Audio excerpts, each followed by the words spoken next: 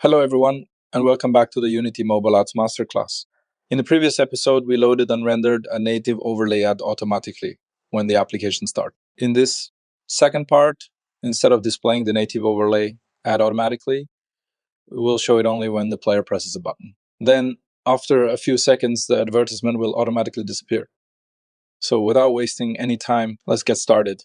First of all, let's open our Ads Manager script. In the previous video, when the advertisement loaded successfully, we were calling render native overlay ad. This meant that as soon as AdMob returned the native overlay ad, the template was rendered and immediately appeared on the screen. But now we don't want to display the ad automatically. We only want to display it when the player presses our button. So I'll remove this line from the loading callback. Now our load native ad method will only load the advertisement and store it inside our native ad variable. The advertisement will remain ready in the background until we decide to render it. Next, we need a couple of variables for new behavior of native ad. First, I'll create a float variable, let's say serialize field, private float, hide native ad after equals 8. This variable determines how many seconds the native overlay ad will remain visible. Next, I'll create a coroutine reference, let's say private coroutine, hide native coroutine. We need a coroutine because we want to wait for a few seconds before hiding the advertisement. We could not use a normal loop for this because that would freeze the game. Next, I'll create a method that will be responsible for showing native ad. But before creating our show method, I'm also going to make two small changes inside the render native overlay ad method. In the previous video, we were using the medium native ad template, but when I tested the advertisement on a mobile device, the medium template was taking up too much space on the screen. For this implementation, I want the advertisement to be more compact. So I'll change the template ID from medium to small. And also change the native ad position. Previously, we were rendering our native overlay ad at the bottom of the screen, but our banner ad is already displayed at the bottom. If we display both advertisements in the same position, they can overlap or interfere with each other. So I'll change the position from bottom to top. Now let's create a method to show native ad. Let's create private void show native ad. This method will be responsible for displaying the native overlay ad and starting the countdown that will hide it. First, we need to check whether the native advertisement has loaded. Let's check if native ad equals null. That means AdMob has not returned an advertisement yet. So I'll print an error. Native overlay ad is not loaded.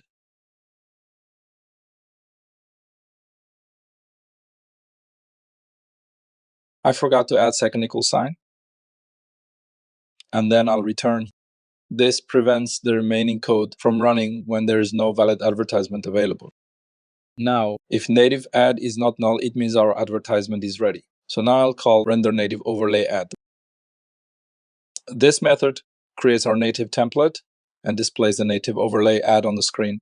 Remember that render template, which is used inside this method, displays the advertisement for the first time. Previously, we were calling this method immediately after loading the ad, but now we're calling it only when the player presses the button.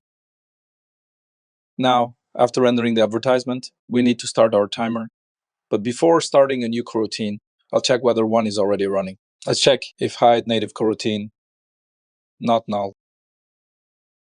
If the player somehow presses the button more than once, an alt countdown may already be active. So I'll stop that coroutine first. Let's say stop coroutine, hide native coroutine. This prevents multiple hide timers from running at the same time. Next, let's create the coroutine that will actually hide the native ad after the hiding time. Let's create private I enumerator, hide native ad after some delay.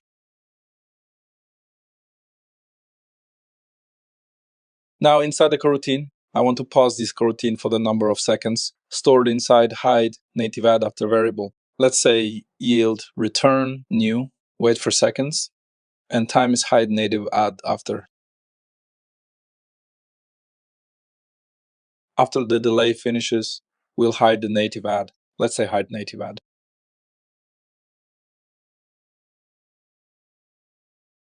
And now let's create this hide native ad method.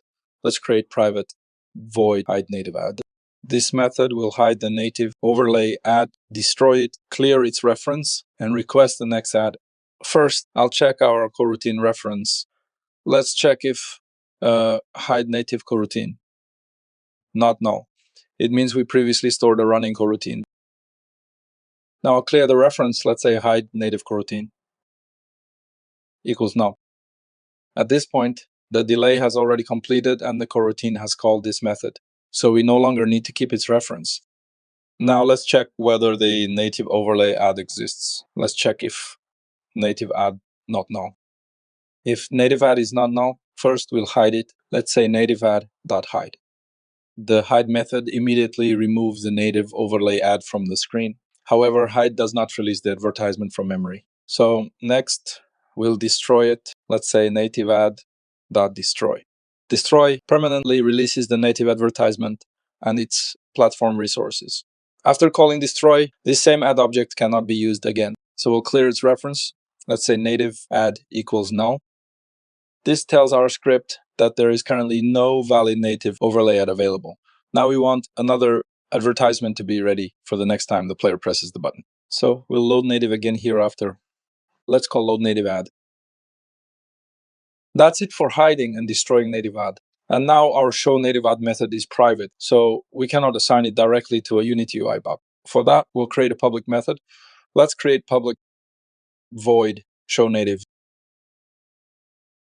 Inside this method, we'll simply call our private show native ad method. And finally, we'll start a new coroutine by storing our hide native ad after some delay coroutine in our hide native coroutine. At the end of show native ad method, let's say hide native coroutine equals start coroutine. Hide native ad after some delay. Now save the script and return to Unity. Now let's duplicate the app open button for native ad, change its name, and change the text also. And after that, adjust its position and assign show native to on-click event.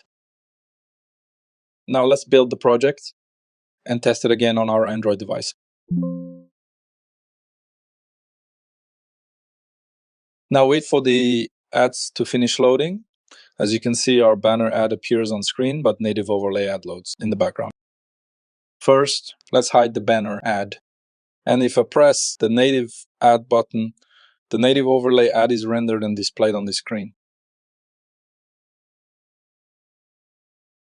After 8 seconds, the coroutine calls hide native ad method, and it immediately hide, destroyed, and cleared ads reference.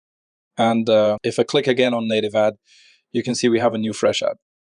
We now have full control over when the ad appears and how long it remains visible.